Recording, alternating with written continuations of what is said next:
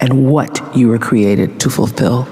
What I learned, hearing stories told from the mouths of people who know how to live, how to course correct, how to keep going, and their ability to share their stories only helps the trajectory of others who listen.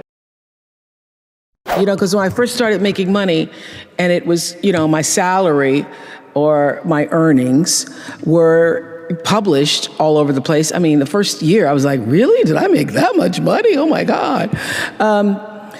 It was very difficult for me to figure out where my boundaries were because I'd grown up poor and didn't have anything. So it's easy when you don't have anything and people ask you for money. And they say, I need $500. And you say, I don't have it because I'm just trying to get my rent paid. It's harder when your multi-million-dollar salary is now in the paper and you get a lot of friends and cousins you didn't have before. So how do you set boundaries for yourself? I was having trouble setting boundaries for myself for even strangers. People would just show up at my door in Chicago and say, Oprah, I left my husband, please help me. And I would, because she knows I have it. So don't try that now though, okay? Don't try that now, I figured it out. So what I learned is that, oh, the reason why people keep showing up is because my intention is to make them think that I'm such a nice person that you can ask me for anything, you can get me to do anything, I'm gonna say yes, I'm gonna say yes.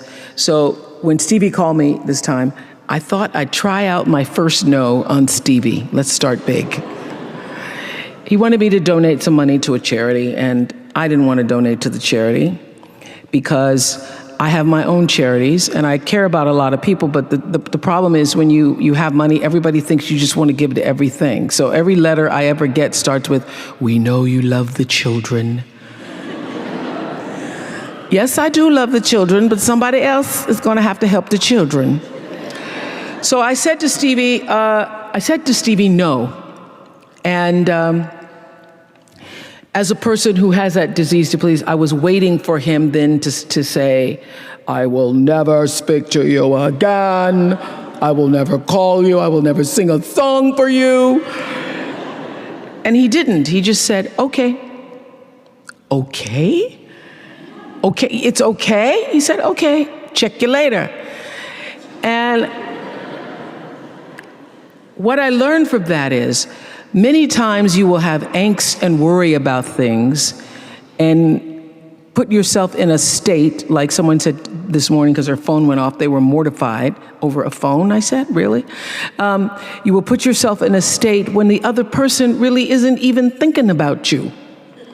So learning that I could specifically determine for myself what the boundaries were for me, what I wanted to do, give my money, give my time, give of my service to who I wanted to give it to when I did, that I get to make that decision.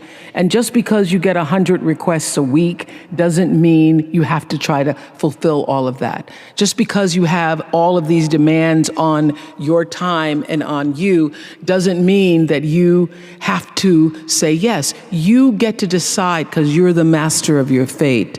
The captain of your soul, as William Ernest Henley said in Invictus.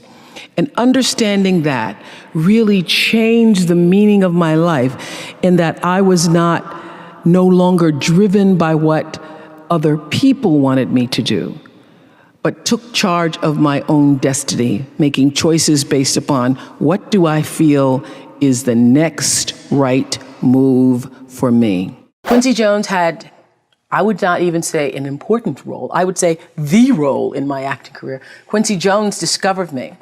And it's so interesting to me because when I was working as a television newswoman in Baltimore, and really all I wanted to do was be an actress, but I was doing television. And I felt at the time, well, I can't quit this job because this is what everybody else wants to do.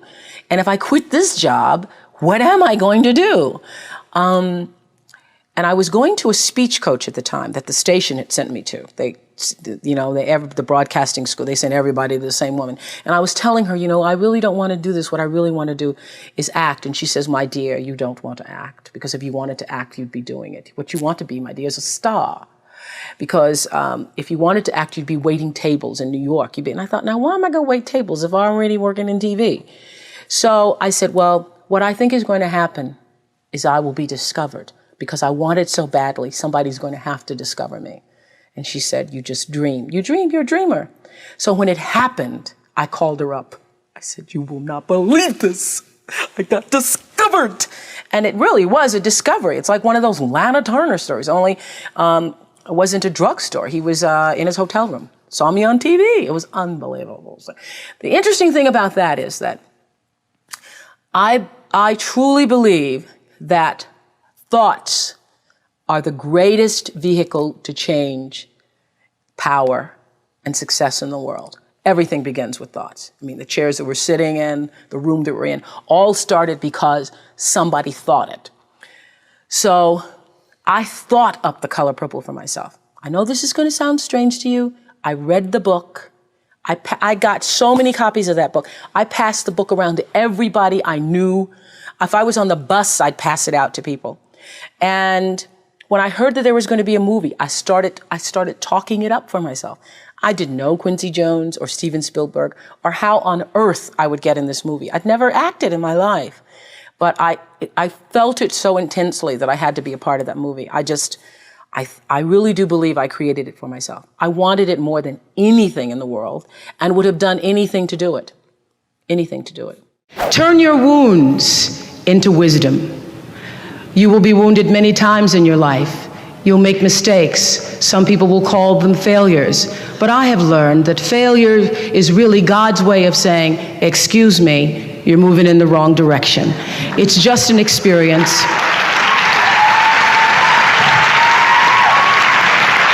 Just an experience. Just an experience. I remember being taken off the air in Baltimore, being told that I was no longer being fit for television and that I could not anchor the news because I used to go out on the stories. And my own truth was, even though I'm not a weeper, I would cry for the people in the stories, and which really wasn't very effective as a news reporter, to be covering a fire and crying because the people lost their house.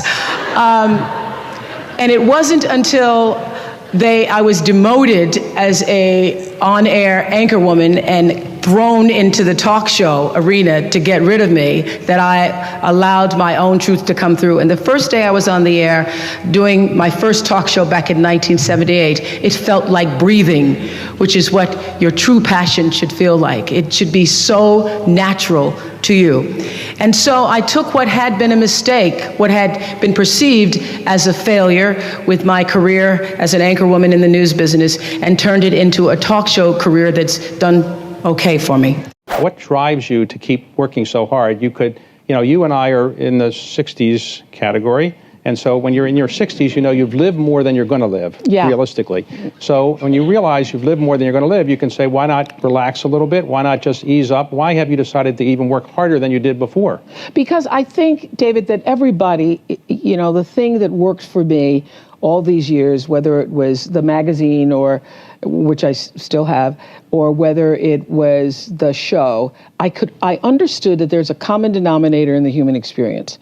And I want the same thing you want, which is the same thing you want and you want. What we all want is to be able to live out the truest, highest expression of ourselves as a human being. That doesn't end until you take your last breath. What is the truest, highest vision that you hold for yourself? No matter where you are in your life, there's always the next level. There's always the next level to the last breath. So I feel that I always knew that I would be done with the show when I felt like, oh, I've said as much as I could say here on this platform. And then how will I be used? If there were a theme song to my life, Amazing Grace would be one of them, and Keep on Using Me Till You Use Me Up would be another one. You know that Bill Withers song? Yes. So I feel that until you have used your value as a human being, you're not done. When I first started as a broadcaster, I was 19, very insecure, thrown into television, pretending to be Barbara Walters, looking nothing like her, and still going to college. So I do all my classes in the morning from 8 to 1, and then in the afternoon I work from 2 to 10 and did the 6 o'clock news. And would stay up and study and all that stuff, until 1, 2, or 3 o'clock in the morning, and then just start the routine all over again. And my classmates were so jealous of me that I remember taking my little $115 paycheck, and at the time I thought it was really a lot, but taking $115 and trying to appease them. I would always, anytime anybody needed money, I was always offering, oh, you need $10, or taking them out for pizza, ordering pizza for the class and things like that. That whole disease to please, that's where it was the worst for me, I think, because I wanted to be accepted by them and could not be. Because first of all, I didn't have the time. They wanted me to pledge, and I didn't have the time to pledge. I didn't have the time to be a part of all the other college activities or a part of that whole lifestyle. And it was very difficult for me socially, really one of the worst times of my life, because I was trying to fit in school and be a part of that culture, but also trying to build a career in television. It's very difficult for me to even see myself as successful, because I still see myself as in the process of becoming successful. To me, successful is getting to the point where you are absolutely comfortable with yourself, and it does not matter how many things you have acquired. The ability to learn to say no and not to feel guilty about it, to me, is about the greatest success I have achieved. The fact that I have, in the public side, done whatever is fine. It's all a part of a process for growing for me. But to me, to have the kind of internal strength and internal courage it takes to say, no, I will not let you treat me this way, is what success is all about. It's the same thing that prevents you from being abused as a child, that prevents you from being abused as an adult, that allows you to build success for yourself. I will not be treated this way. I demand only the best for myself. You are worthy to say no. That it's okay if you say no. It's okay if you say no and then people don't like you. That's really okay. The important thing is how you feel about what you're doing, how you feel about yourself. It's a long struggle, though. It's a long struggle. And I'm just hoping that, in the work that I do on the show and the speaking that I do around the country, and that young people who are watching this can get the lesson sooner than I did. Because it's painful, because you keep repeating it over and over and over until you get it right. And what I found is that every time you have to repeat the lesson, it gets worse. Because I call it God trying to get your attention, the universe trying to get your attention. So we didn't get your attention the first time, so we're going to have to hit you a little harder this time. So I'm still doing it. I'm still learning. Create the highest, grandest vision possible for your life, because you become what you believe. When I was a little girl, Mississippi, growing up on the farm, only buckwheat as a role model, watching my grandmother boil clothes in a big iron pot through the screen door because we didn't have a washing machine and made everything we had. I watched her and realized somehow inside myself and the spirit of myself that although this was segregated Mississippi and I was colored and female, that my life could be bigger, greater than what I saw. I remember being 4 or 5 years old. I certainly couldn't articulate it, but it was a feeling, and a feeling that I allowed myself to follow. I allowed myself to follow because if you were to ask me what is the secret to my success, it is because I understand that there is a power greater than myself that rules my life. And in life, if you can be still long enough in all of your endeavors, the good times, the hard times, to connect yourself to the source, I call it God, you can call it whatever you want to, the force, nature, Allah, the power. If you can connect yourself to the source and allow the energy that it is your personality, your life force, to be connected to the greater force, anything is possible for you. I am proof of that. I think that my life, the fact that I was born where I was born and the time that I was and have been able to do what I've done, speaks to the possibility, not that I am special, but that it could be done. I remember when I started the school and I said to my beloved friend, Maya Angelou, I said, Maya, I'm just so proud that I was able to create this school. And I said, this is going to be my greatest legacy. And Maya said to me, you have no idea. Right. You have no idea what your legacy will be, she said to me, because your legacy is every life you've touched. And that shifted the way I saw legacy or what you leave behind or what you do. Because Maya was explaining to me that, you know, over all the years of watching your show, everybody who decided that they were going to go back to school or lose weight or no longer hit their children or get out of a bad marriage, all of those people who have seen and experienced your voice. And the same thing with everybody here. You have no idea what your legacy will be. Your legacy is every life that you've touched. And we like to think of it. I know you have done amazing things with your philanthropy. We like to think that these great philanthropic moments are the ones that leave the impact or will make the huge difference in the world. But it's really what you do every day. It's how you use your life to be a light to somebody else's, you know, and it's how you use your work as an expression of your own art, whatever that is. My intention in creating Masterclass came from the understanding that everybody's story is the same, all stories are connected. And there is nothing that anyone who's living on earth has ever felt or known or experienced on a soul level that hasn't been felt or known or experienced by someone else. One of the most difficult things in life is feeling that you are the only one. You are the only one who's traveled this path, who's felt this way. I had nowhere to go. I was homeless at the time. I lost my family.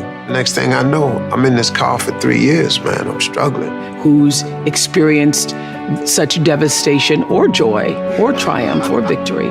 So for me, I define a master as someone who has fully stepped in and owned the full progress and trajectory of their life. Persistence pays off. That's lesson one. But hearing stories told from the mouths of people who know how to live, how to course correct, how to keep going, how to never quit, how to rejoice in the good times and have faith in the bad, those people are masters. Anyone who can do that is a master. And their ability to share their stories only helps the trajectory of others who listen. What I learned going to a beauty salon and asking them after the news director had told me that my hair was too thick and my eyes were too far apart and I needed a makeover. And sitting in a beauty salon, in a French beauty salon, allowing them to put a French perm on my black hair and having the perm burn through my cerebral cortex and not being the woman that I am now, so not having the courage to say, this is burning me. And coming out a week later bald and having to go on the air. You learn a lot about yourself when you're black and a woman and bald and trying to be an anchor woman. You learn you're not Diana Ross and that you're not Barbara Walters trying to be. I was at the time. I had a lot of lessons. I remember going on the air many times and not reading my copy ahead of time. And I was on the air one night and ran across the word B-A-R-B-A-D-O-S. That may be Barbados to you, but it was Barbados to me that night.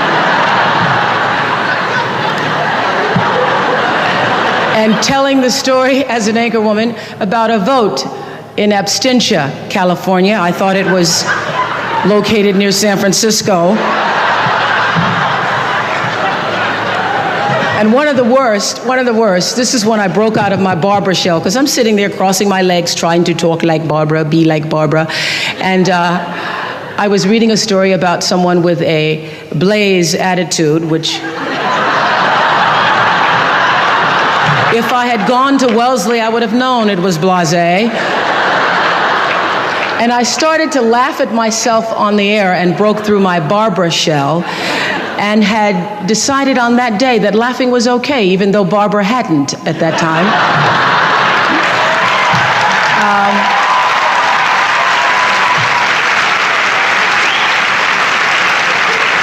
And it was through my series of mistakes that I learned that I could be a better Oprah than I could be a better Barbara. And I allowed Barbara to be the mentor for me, as she always has been. And I decided then to try to pursue the idea of being myself. And I am just thrilled that I get paid so much every day for just being myself. But it was a lesson long in coming, recognizing that I had the instinct, that the inner voice that told me that you need to try to find a way to answer to your own truth was the voice I needed to be still and listen to. Get this, this is just, remember this, because this will happen many times in your life. When people show you who they are, believe them the first time, not the 29th time. That's particularly good when it comes to men's situations, because when he doesn't call back the first time, when you're mistreated the first time, when you see someone who shows you a lack of integrity or dishonesty the first time, know that that will be followed by many, many, many other times that will, at some point in life, come back to haunt or hurt you. When people show you who they are, believe them the first time. Live your life from a point of view of truth, and you will live your life from truth, and you will survive everything. Everything. I believe even death. You will survive everything if you can live your life from a point of view of truth. Close your eyes for a moment, will you please? And breathe with me. Just close your eyes.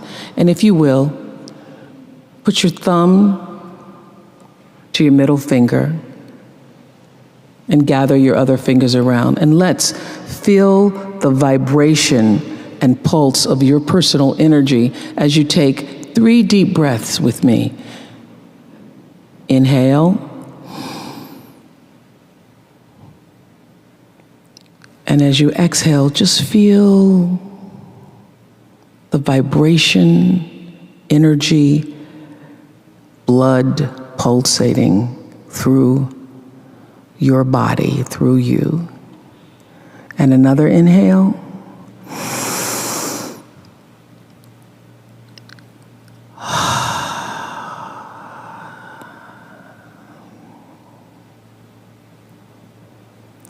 And another inhale.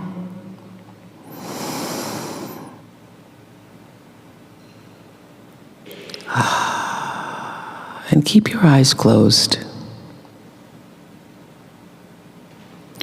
And let's just think about this day. This day that you have been graced to breathe in and out thousands of times. This day where many of those breaths were taken for granted. You just expected the next one to come.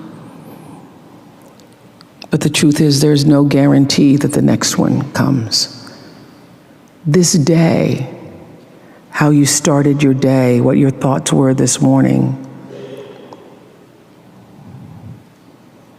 how you've carried yourself through this day, how you've been allowed to have encounters and experiences, some challenging, some more life-enhancing, that pushed you forward another day of being here on the planet Earth as a human being. Let's just think about that. After all you've been through, in this day alone, and the many days and years past, how you got here to this prestigious, esteemed university, the choices you made that have brought you to this day.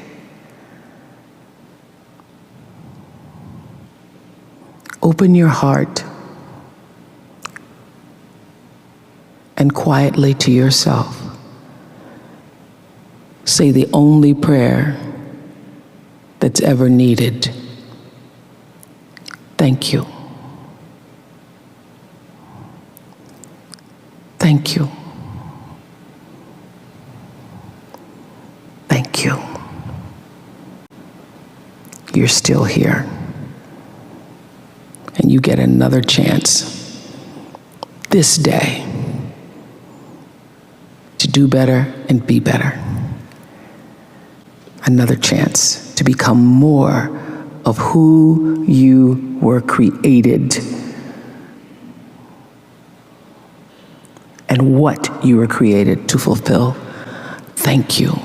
Paid attention to my life because I understand that my life, just like your life, is always speaking to you, where you are, in the language, with the people, with the circumstances and experiences that you can understand and interpret if you are willing to see that always life, God, is speaking to you. Now, it took me a while to actually really get this and to understand it, but once I did, I started paying attention to everything.